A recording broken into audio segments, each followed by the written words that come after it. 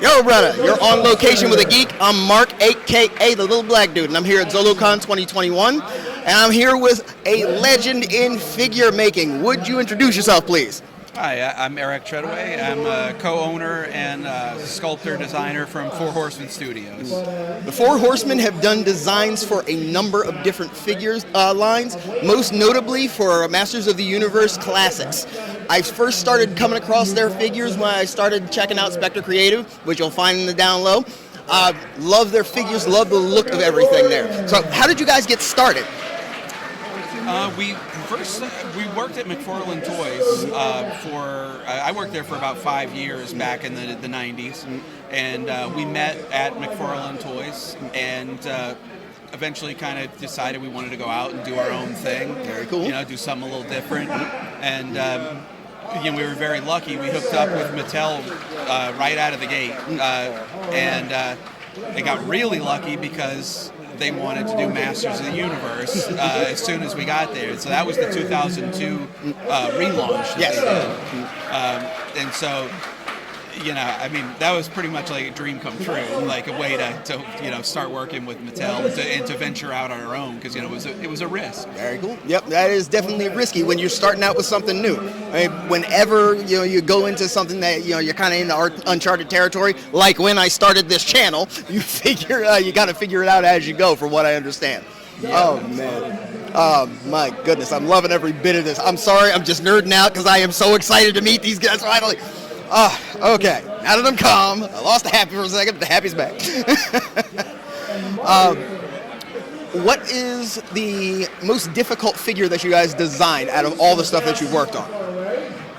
Oh my God. Oh, apparently that was a tough question. That is a tough one. I'm going to cheat a little bit and say, figure-wise, very hard for me to think through all the figures and come up with the hardest. One of the most involved projects that we've ever done was Castle Grayskull for Masters Universe Classic. Oh, you actually did do that. I didn't know you guys designed that. Yes. I saw that. The thing is enormous, man.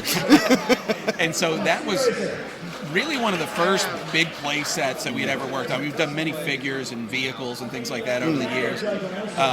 But that was a complete all-hands-on-deck project. We probably had about 19 different people touch that project at some point during the process. As you mentioned, it's an enormous play set, covered in details inside and out, it has accessories with it, and it just required a lot of planning, a lot of coordination.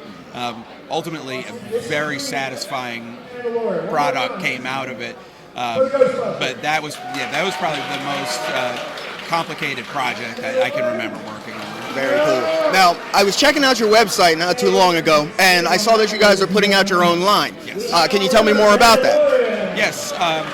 So our line is called Mythic Legions, and it is a fantasy action figure line. We have knights, ogres, orcs, all kinds of monsters, and dwarves, all kinds of very traditional fantasy type characters with our own spin on it, very highly detailed.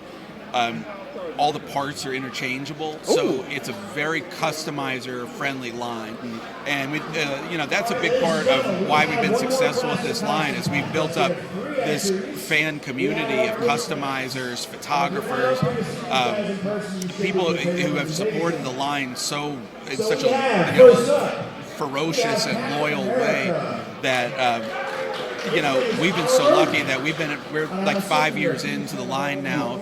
And it continues to grow. So, for us, that's always kind of been the dream, working on, of course, working on things like Masters Universe and DC Comics and things like that.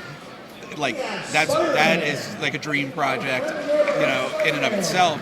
But then there's also, there's another level when we can create our own concept and then have people purchase it and enjoy it and get excited about it. Bringing an idea to life and having people say, that mess is cool. I understand. It's great. Now, this is something that I was wondering, just from looking at some of the designs of the different toys you do. What is your favorite body part to design? I always save the head for last when I'm sculpting, because that's the most fun part.